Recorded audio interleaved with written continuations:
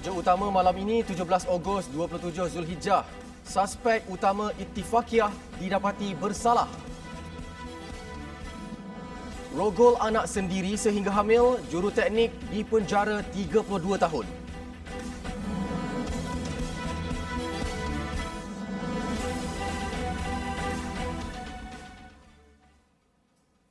Bismillahirrahmanirrahim. Assalamualaikum warahmatullahi wabarakatuh. Berita Al-Hijrah bersama saya Al-Muhsin Muhammad Noor. Selepas hampir 3 tahun perbicaraan, akhirnya suspek utama insiden kebakaran Pusat Tahfiz Darul Quran Ittifaqiyah, iaitu seorang remaja lelaki berusia 19 tahun didapati bersalah dan dijatuhi hukuman penjara sehingga diperkenankan Yang di-Pertuan Agong. Keputusan itu dibuat Hakim Datuk Azman Abdullah di Mahkamah Tinggi Kuala Lumpur setelah mendapati pihak pembelaan gagal menimbulkan keraguan munasabah atas kesemua pertuduhan yang dikenakan. Berdasarkan keputusan penghakiman tersebut, tempoh dan syarat hukuman penjara yang dikenakan terhadap tertuduh adalah di bawah perkenan Yang di-Pertuan Agong. Ia selaras dengan keperluan Seksyen 97-1 Akta Kanak-Kanak 2001 di mana tertuduh tidak boleh dikenakan hukuman mati memandangkan dia berumur 16 tahun ketika tragedi berlaku. Sementara itu, Peguam Bela Haijan Omar berkata pihaknya akur dengan keputusan mahkamah dan akan memfailkan rayuan di peringkat seterusnya. Saya mendapat arahan untuk memfailkan rayuan kepada Mahkamah Lebih Tinggi, Mahkamah Rayuan. So kita akan failkan rayuan dalam masa yang ditetapkan dan kita lihat kepada keputusan bertulis Mahkamah Tinggi ini dan kita bergerak dari situ. Manakala pendakwaan diwakili Timbalan Pendakwa Raya Julia Ibrahim. Alhamdulillah kes dah selesai dan sekarang ni cuma menunggu untuk peringkat pembelaan peringkat layuan. Peringkat layuan. Yang pihak pembelaan Dia ada masa 14 hari untuk failkan rayuan ke Mahkamah Rayuan. Mengikut pertuduhan dipinda, tertuduh didakwa dengan 23 pertuduhan masing-masing menurut Seksyen 302 Kanun Keseksaan yang dibaca bersama Seksyen 34 Kanun sama yang memperuntukkan hukuman mati mandatori jika sabit kesalahan. Bagaimanapun Seksyen 97-1 Akta Kanak-Kanak 2001 memperuntukkan pesalah di bawah 18 tahun tidak boleh dikenakan hukuman mati dan boleh diganti dengan hukuman penjara selama mana yang diperkenan oleh Yang di-Pertuan Agong. Seksyen 94 Akta sama juga memberi kuasa kepada mahkamah untuk memerintahkan ibu bapa atau penjaga tertuduh dikenakan denda atau pampasan. Sementara itu, Pengetua Pusat Tahfiz Darul Quran Ittifaqiyah Muhammad Zahid Mahmud ketika ditemui kru Berita Al-Hijrah berkata beliau terima keputusan mahkamah terhadap suspek dengan hati yang tenang dan terbuka. Yang penting katanya keputusan tersebut tidak menyalahkan mana-mana pihak. Jadi saya sendiri di Darul Quran Ittifaqiyah ini menerima dengan hati yang tenang, ya, menerima keputusan ini kerana keputusan ini adalah keputusan daripada Allah SWT dah tetap dah. Kan? Cuma apa yang paling penting sekali supaya keputusan ini mendatangkan kebaikan ya kepada seluruh yang terlibat, sama ada warga daripada warga tahfiz, ya, pelajar-pelajar dan ustaz-ustaz di tahfiz dan juga seluruh ibu bapa mangsa yang terlibat, yang meninggal, tercedera, yang terselamat dan juga kepada pihak yang didapati bersalah tadi. Tidak hanya pihaknya, beliau turut mengingatkan ibu bapa mangsa agar dapat menerima keputusan yang telah diputuskan mahkamah. Setakat ini pihaknya tetap meneruskan operasi Darul Quran Ittifaqiyah dan akan menaikkan pusat tahfiz berkenaan ke tahap yang lebih tinggi. Dan insya-Allah kita orang kata buku-buku barulah untuk jalankan kembali, untuk naikkan kembali khususnya Darul Quran Ittifaqiyah ini. Tambah beliau lagi, Pusat Tahfiz Darul Quran Ittifaqiyah masih dalam proses pendaftaran dan dalam usaha menambah baik prosedur operasi standard SOP struktur bangunan pusat tahfiz berkenaan seperti mana yang disarankan kerajaan. Setakat ini katanya jumlah pelajar yang menuntut di pusat tahfiz itu seramai 30 pelajar dan masih beroperasi seperti biasa di samping mengikut SOP Kementerian Kesihatan dalam usaha mencegah penularan pandemik COVID-19. Pada 14 September 2017, 21 pelajar tahfiz dan 2 warden Darul Quran Ittifaqiyah Kampung Datuk Keramat terbunuh dalam kebakaran. Tragedi menyayat hati dan menggemparkan negara itu berlaku sekitar jam 4.15 pagi sehingga 6.45 pagi. Seorang warga Emas ditemui lemas selepas motosikal ditunggangnya terbabas ke dalam tali air di Kampung Gerai Muda, Jertih. Kehilangan mangsa Muhammad Awang, 76 tahun, disedari keluarga kerana tidak pulang ke rumah selepas keluar menunaikan solat Isyak di surau berdekatan malam tadi. Menurut cucu mangsa Muhammad Asri Kamal Azmi, biasanya datuknya itu pulang ke rumah sebaik sahaja selesai solat, namun semalam dia tidak kembali ke rumah. Namun pada jam 3 pagi tadi, selepas motosikal mangsa tiada di halaman rumah, keluarga mangsa keluar mencarinya serta meninjau di kawasan tali air kira-kira 200 meter dari surau. Tunggu rumah tak balik. Dalam pukul 11 tu tak cari lagi lah. Sebab Tok bangun tu dalam bilik tengok dia tak ada. Ingatkan ada luar, ada tengok TV ke apa. Tak cari lah. Lepas tu pukul 3 tu Tok sedar pula tengok tak ada. Lepas tu baru tubik cari tengok luar pun tak ada, tengok motor pun tak ada. Lepas tu itulah baru cari tu. Sementara itu, Ketua Balai Bomba dan Penyelamat Jertih, Muhammad Tarmimi Si Muda berkata, 11 anggota termasuk 4 dari unit pasukan penyelamat di air, PPDA, bergegas ke lokasi. Setelah 2 kali menyelam di tali air sedalam 2 meter itu, akhirnya mereka berjaya menemui motosikal mangsa pada jam 5 pagi. Namun, mayat Muhammad hanya ditemui pada jam 10.15 pagi di tali air Kampung Gerai Muda, kira-kira 2 km dari tempat kejadian dan dibawa ke unit forensik Hospital Besut untuk tindakan selanjutnya.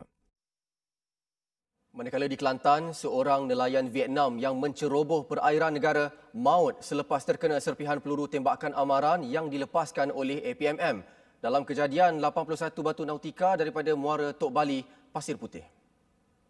Mereka telah membaling bom-bom yang disyaki dibuat daripada petrol dan diesel ke atas bot maritim Malaysia semasa kami cuba untuk menaiki bot mereka. Orang-orang mereka telah ditempatkan di tempat yang tinggi di dalam bot berkenaan untuk membaling bom-bom yang disyaki petrol dan diesel. Okey, selepas balingan dibuat, bom-bom berkenaan terkena kepada bot maritim Malaysia.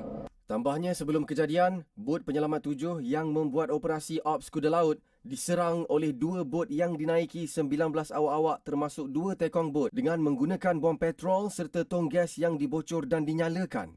Muhammad Nur Syam berkata kebiasaannya bot nelayan asing terutamanya bot Vietnam akan melarikan diri sebaik ternampak bot pihak berkuasa. Namun 2 bot berkenaan bertindak sebaliknya apabila hanya membiarkan bot maritim Malaysia menghampiri bot mereka sebelum melakukan serangan. Dalam situasi yang mengancam nyawa itu, anggota maritim Malaysia telah melepaskan tembakan amaran ke arah bot yang menyebabkan serpihan peluru terpelanting dan terkena salah seorang nelayan Vietnam dan mengakibatkan kematian. Kedua-dua bot nelayan asing itu kemudian ditunda 16 jam ke jeti maritim Malaysia Tok Bali dan tiba jam 3.45 petang tadi. Rakyat Johor yang baru pulang dari Singapura menerusi skim peraturan ulang-alik berkala PCA perlu menjalani tempoh kuarantin di rumah. Manakala bagi mereka yang baru pulang dari Singapura tetapi tinggal di luar Johor perlu menjalani kuarantin di pusat kuarantin yang disediakan. Pengerusi Jawatan Kuasa Kerja Raya, Pengangkutan dan Infrastruktur Negeri, Muhammad Solihan Badri berkata, mereka yang dikuarantin di rumah akan dipakaikan tag atau gelang pink. Those yang duduk di rakyat Johor, memang dia boleh dikuarantin di rumah, tapi mereka juga akan dibekalkan dengan tag. Dan mereka adalah salah sekiranya melanggar peraturan kuarantin di rumah. Seperti juga apa yang kita pernah dengar di Kedah. Tegas Muhammad Solihan, individu yang ingkar kuarantin, pihak berkuasa akan mengesannya melalui aplikasi MySejahtera dan seterusnya akan dikenakan tindakan tegas termasuk denda dan penjara mengikut undang-undang yang ditetapkan. Sementara itu, Jabatan Imigresen Johor akan mencadangkan penyelarasan waktu pembukaan sempadan bagi kedua-dua laluan Johor-Singapura. Ketika ini, rentas sepadan laluan Tambak Johor di bangunan Sultan Iskandar BSI beroperasi bermula jam 7 pagi hingga 7 malam. Manakala laluan kedua atau second link di Kompleks Sultan Abu Bakar KSAB beroperasi 24 jam. Di BSI 7 pagi hingga 7 malam. Kalau di KSAB setakat ini kita masih buka 24 jam. Dan saya akan tinjau dari segi pelaksanaan dalam tempoh 3 hari ini. Jika selepas 7 malam sambutannya kurang menggalakkan, saya akan mencadangkan kepada kerajaan supaya bagi program RGL dan PCA ini waktu operasinya sama dengan BSI, iaitu 7 pagi hingga 7 malam. Beliau berkata demikian selepas lawatan pembukaan sempadan di Johor Bahru. Jelas Baharudin, Kota Laluan Hijau Timbal Balik RGL dan peraturan ulang-alik berkala PCA telah penuh sehingga 21 Ogos ini. Katanya tiada permohonan yang ditolak kerana semua pemohon melengkapkan dokumen yang diperlukan. Untuk pembukaan sempadan Johor Singapura hari ini menyaksikan kenderaan seperti kereta dan motosikal serta pejalan kaki mula masuk dan keluar dari kedua arah. Bagaimanapun hanya 2,000 pergerakan individu bagi PCA dibenarkan, manakala bagi RGL adalah 400 individu seminggu. Manakala di Kedah, Menteri Besarnya Muhammad Sanusi Makno umum langkah segera kekang wabak COVID-19 ekoran tercetusnya beberapa kluster baru pandemik berkenaan di beberapa daerah di negeri itu. Antaranya, semua masjid dan rumah ibadat di kawasan terbabit ditutup serta-merta sehingga kes berkenaan pulih sepenuhnya. Katanya turut ditutup adalah taman awam serta pasar malam di bawah seliaan pihak berkuasa tempatan PBT. Operasi kedai runcit, kedai 24 jam dan kedai serbeneka di stesen minyak hanya dibenarkan beroperasi bermula jam 8 pagi sehingga 8 malam saja. Aktiviti penjualan makanan di kawasan yang dilanda wabak pula dibenarkan beroperasi melalui kaedah bawa pulang atau penghantaran dan tidak lagi dibenarkan untuk makan, minum atau melepak di kedai. Ini selaras dengan program pengurangan risiko daerah atau District Risk Reduction Program yang dianjurkan oleh Kementerian Kesihatan bermatlamatkan melindungi daerah hijau dan menukar daerah kuning menjadi hijau dalam tempoh 14 hari. Semalam, Kerajaan Negeri memutuskan tidak melaksanakan Perintah Kawalan Pergerakan Diperketatkan PKPD secara pentadbiran di seluruh negeri, sebaliknya hanya dilaksana di kawasan dikenal pasti terjejas COVID-19. Sehingga kini, Kedah mencatatkan 4 kluster COVID-19 iaitu kluster Sivagangga, kluster Tawa, kluster Muda dan kluster Sala membabitkan daerah Kubang Pasu, Padang Terap, Kulim, Baling, Kuala Muda dan Yan. Depan kedai runcit, belakang stor daun ketum. Alhamdulillah bertemu lagi. Gara-gara merogol anak sendiri hingga hamil, seorang juruteknik dihukum penjara 32 tahun dan 20 sebatan oleh Mahkamah Session Kuala Terengganu. Keputusan itu dibuat Hakim Nuriah Osman selepas mendapati tertuduh yang berusia 38 tahun bersalah atas kedua-dua pertuduhan. Tertuduh didakwa melakukan perbuatan terkutuk itu terhadap anaknya berusia 13 tahun pada pertengahan Julai hingga 16 Ogos 2019. Jenayah itu berlaku dalam kediaman mangsa di Kampung Cabang 3, Kuala Terengganu antara jam 3 hingga 4 pagi. Ia terbongkar apabila mangsa mengalami muntah dan dibawa ibunya ke hospital sebelum mendapati kanak-kanak itu hamil 7 minggu. Laporan polis telah dibuat lalu menjurus kepada penahanan suspek. Kes didakwa di bawah Seksyen 376B Kanun Keseksaan. Mahkamah menetapkan hukuman penjara 16 tahun dan 10 sebatan bagi setiap satu pertuduhan dan hukuman diarah berjalan berasingan. Di mahkamah sama namun berlainan kes, seorang anggota polis berpangkat Assistant Superintendent ASP didakwa 5 pertuduhan menerima rasuah bernilai RM10,050. Tertuduh Muhammad Nazli Muhammad 38 tahun mengaku tidak bersalah dan mohon dibicarakan selepas pertuduhan dibaca di hadapan Hakim Nuriah Osman. Muhammad Nazli didakwa menerima suapan bernilai antara RM1,000 hingga RM3,000 dari Zaid Jusoh yang diketahui mempunyai hubungan rasmi dengan tugas-tugas tertuduh. Kesalahan itu dilakukan di daerah Besut Terengganu antara Mei hingga Disember 2018. Tertuduh bertugas di Jabatan Cawangan Khas Bahagian Anti Keganasan Ibu Pejabat Polis Kontingen IPK Terengganu. Kes didakwa di bawah Seksyen 165 Kanun Keseksaan dan boleh dikenakan hukuman penjara maksimum 2 tahun atau denda atau kedua-duanya jika sabit kesalahan. Kes disebut semula 21 September depan.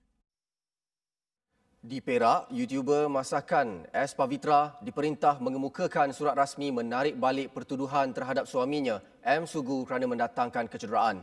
Arahan perintah tersebut dikeluarkan Hakim Nur Hashimah Khalid ketika sebutan semula kes di Mahkamah Session Ipoh hari ini. Perintah tersebut dibuat untuk dirujuk kepada pengarah pendakwaan negeri selepas Fahvitra ingin menarik semula tuduhan terhadap suaminya. Mengikut pertuduhan, Sugu didakwa mengikut Seksyen 324 Kanun Keseksaan dengan sengaja menyebabkan kecederaan terhadap isterinya dengan menggunakan telefon bimbit dan hulu sabit di parkir Hospital Raja Permaisuri Bainun HRPB antara 4 hingga 6 petang 21 Julai lalu. Dan jika sabit kesalahan, tertuduh boleh dihukum penjara sehingga 10 tahun atau denda atau sebat atau dengan mana-mana dua daripada hukuman itu. Mahkamah membenarkan tarikh sebutan semula kes bagi kedua-dua pertuduhan pada 8 September hadapan. Di depan kedai runcit, namun di belakang stor daun ketum. Namun, taktik seorang lelaki menjadikan garaj belakang rumahnya di Kampung Tandop, Lamdin dekat Padang Terap sebagai tempat menyimpan daun ketum terbongkar apabila polis menyerbu kawasan itu. Lelaki berusia 35 tahun itu dipercayai menjalankan kegiatan itu sejak 2 tahun lalu dengan memetik daun ketum yang ditanam sendiri di kawasan kebun seluas lebih 1 hektar di situ selain bekerja sebagai peniaga kedai runcit. Pemeriksaan di dalam bungkusan plastik tersebut dapati kesemuanya mengandungi golongan plastik luksinar iaitu plastik cerah yang berisi daun-daun hijau disyaki daun ketum. Setiap bungkusan plastik hitam tersebut mengandungi sejumlah anggaran berat 5 kg daun ketum dan jumlah keseluruhan berat lebih kurang 800 kg. Beliau berkata demikian pada sidang media di IPD Padang Terap hari ini. Mulki Aman berkata hasil siasatan lanjut mendapati suspek juga bertindak sebagai peraih daun ketum dengan membelinya dari penanam ketum di sekitar Naka dan Kampung Lamdin. Suspek memberitahu dia membeli daun ketum yang siap dibalut itu pada harga RM6 sekilogram dan menjualnya dengan harga RM9 sekilo. Menurutnya, suspek yang sudah berkahwin itu mengaku menjalankan kegiatan itu namun tidak secara berterusan dan hanya mengikut permintaan pelanggan. Suspek juga mengaku mampu membekalkan daun ketum sebanyak 40 hingga 1,000 kilogram bergantung kepada pembeli. Mulki Aman berkata pihaknya tidak menolak kemungkinan daun ketum itu untuk diseludup ke Thailand berikutan permintaan tinggi di negara jiran itu. Harga pasaran di sana dianggarkan kira-kira 2 kali ganda dari harga pasaran tempatan. Kes disiasat mengikut Seksyen 30-3 Akta Racun 1952 dan jika sabit kesalahan, boleh dikenakan hukuman denda sehingga RM10,000 atau penjara 4 tahun. Malaysia #Quran Hour, tadabbur surah Al-Furqan dan surah Al-Rahman. Lagi, surah Al-Rahman dan surah Al-Furqan menjadi surah pilihan bagi Malaysia #Quran Hour sempena sambutan kemerdekaan ke-63. Program yang memasuki tahun ke-6 itu turut mengangkat hadis Rasulullah SAW bagi mendekati sunnah dan kepribadian Nabi Muhammad SAW. Ketua Pegawai Eksekutif Yayasan Warisan Ummah Ikhlas Marhaini Yusof berkata, Malaysia #Quran Hour fokus kepada pembinaan 12 personaliti Ibadur Rahman dari tadabbur surah Al-Furqan ayat 63 hingga 77. Personaliti Ibadur Rahman ialah gambaran akhlak Rasulullah yang boleh dicontohi umat Islam. Pada 30 Ogos ini kita akan bawa pula tentang siapa hamba kepada Ar-Rahman, siapa hamba kepada Allah yang Maha Pengasih, yang mana kita akan kupas daripada surah Al-Furqan ayat 63 hingga ke 77 dan kita akan bawa kepada apa yang hadis kata. Jadi itu kelainan pada tahun ini untuk Quran Hour. Kita akan tengok tadabbur Quran daripada surah Ar-Rahman, kita akan tengok tadabbur Quran daripada surah Al-Furqan dan insya-Allah kita kali ini ada kelainannya yang mana kita akan tadabbur dengan hadis sekali. Sementara itu, pengasas Yayasan Warisan Ummah Ikhlas Datuk Dr. Husamuddin Yaakob berkata, program tadabbur seperti Malaysia #Quran Hour ini dapat membina kepribadian mulia bermula dari diri sendiri, keluarga, organisasi dan komuniti. Kan? Jadi kita berharap dengan kalau semua orang Islam di Malaysia ini kan dan seluruh dunia ni dapat khatam tadabbur Quran. Tadabbur satu Quran, khatam satu Quran tu 604 muka surat. 604 muka surat dalam masa 2 tahun ni, saya rasa ekosistem akan berubah. operating system, mindset orang Islam, keystone habit orang Islam akan berubah. Mereka ditemui pada sidang media selepas sesi taklimat Sinergi Media Malaysia #Quran Hour di Kompleks Karangkraf. Kempen Malaysia Quran Hour bertemakan Malaysia Harmoni pembinaan 12 personaliti Ibadur Rahman akan disiarkan secara langsung menerusi stesen TV dan platform digital pada 30 Ogos ini. Ia bersiaran selama sejam bermula 12.30 hari hingga 1 petang. Lebih 200 masjid dan sekolah di bawah Jabatan Agama Islam Wilayah Persekutuan Jawi mengambil bahagian dalam kempen Kibar Jalur Gemilang sempena sambutan Bulan Kemerdekaan. Selain memupuk semangat patriotisme dalam kalangan masyarakat, ia juga sebagai penghargaan atas nikmat kebebasan di sebuah negara merdeka. Kempen Kibar Jalur Gemilang itu dirasmikan Timbalan Menteri di Jabatan Perdana Menteri Ahmad Marzuk Syari di Kompleks Pusat Islam Jawi.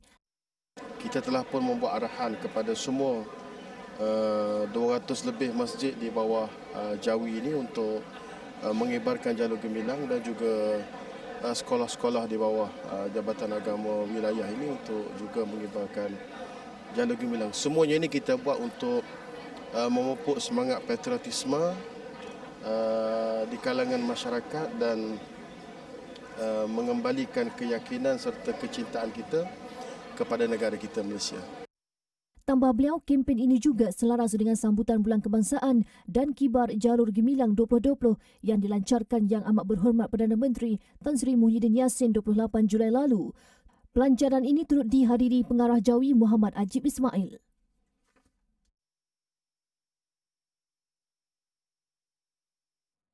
Sebelas ahli Lembaga Pemegang Amanah Yayasan Dakwah Islamiah Malaysia YADIM yang terdiri daripada pelbagai disiplin dan latar belakang mampu memberikan perkhidmatan terbaik dalam misi agensi itu untuk menyebarkan dakwah.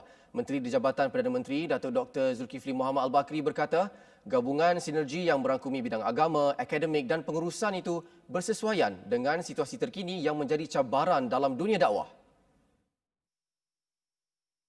Semuanya itu akan menjadi satu ramuan yang terbaik dalam mengolah dakwah mengikut situasi semasa yang kita sedang menghadapi gelombang-gelombang yang berbeza daripada dahulu. Maka dengan keyakinan kami kepada ahli lembaga pengarah yang baru akan memberi satu sinar, memberi satu semangat yang luar biasa untuk YADIM menapak ke hadapan dengan lebih berjaya dan lebih cemerlang. Tambah beliau, lantikan berkenaan selaras dengan agenda agensi itu untuk memartabatkan Islam di negara ini. Beliau berkata demikian kepada media selepas menyampaikan watikah pelantikan tersebut di Ibu Negara siang tadi. Kesemua 11 ahli lembaga pemegang amanah YADIM yang baru ini telah menjalankan tugas sejak Julai lalu atas lantikan Perdana Menteri Tan Sri Muhyiddin Yassin bagi menggantikan Alpa yang lama.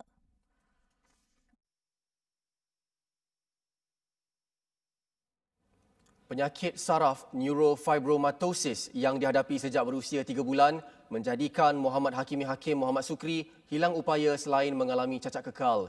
Walaupun usianya kini mencecah 26 tahun, namun dia hanya mampu terlantar dan bergantung kepada bantuan ibunya Norma Mahmud 62 tahun yang turut mengalami masalah kesihatan. Penderitaan Hakimi disaksikan sendiri kru Berita Al-Hijrah ketika kunjungan ke rumahnya di Kampung Cik Latif, Kota Baru. Tumor di bahagian kanan mukanya yang dihidapi sejak 13 tahun lalu juga semakin membesar selain mempunyai lebihan air di kepalanya. Menurut ibunya, anak bongsu daripada 3 beradik itu terpaksa menjalani pembedahan membuang mata kanannya ketika berusia 3 bulan kerana tidak berfungsi dan tersembul keluar akibat penyakit dihidapinya. Selepas menjalani pembedahan itu, Hakimi dapat menjalani kehidupan seperti kanak-kanak normal, malah sempat merasai alam persekolahan. Namun pada Julai 2007, ketika umurnya 7 tahun, Hakimi secara tiba-tiba hilang keseimbangan badan apabila tidak mampu berdiri dan sejak itu beliau hanya terlantar sepanjang masa. Hasil ujian imbasan MRI mendapati lebihan air di kepalanya turun ke bahagian tulang belakang yang menyebabkannya terlantar. Norma pula terpaksa berhenti kerja semata-mata ingin menguruskan Hakimi yang tidak mampu berbuat apa-apa. Dalam pada itu, Norma turut mengalami masalah kesihatan selepas menghidap penyakit usus berdarah dan tumor. Masa sekarang ni enggak kamar, tak boleh nak buat sepenuhnya lah. Seperti buat jaga dia dulu-dulu lah ke. Dulu kamar boleh buat comel dia, kamar boleh jaga comel dia, boleh lah, boleh mandi. Tapi ni ada kamar sakit juga lah ni. Kakak kamar mampu ya, kamar boleh buat dia. Terima kasih ya Allah Tuhanku. Tuhan kamar selamat, lama kamar sakit. Lama kamar pemberdayaan 3 kali ni. Kamar Tuhan selamat. Dah boleh jaga dia dah, malah-malah kadar pun. Tak jaga seperti dulu. Tapi kamar tak puas hati dah sebab kamar tak jaga seperti dulu kan. Muka kadang kamar sakit juga. Bagi perbelanjaan setiap bulan, dia hanya bergantung kepada bantuan bulanan Jabatan Kebajikan Masyarakat JKM sebanyak RM600 sebulan yang diperoleh Hakimi dan juga anak kedua, Muhammad Azam Hidayat 29 tahun yang juga mempunyai ketumbuhan di kepala.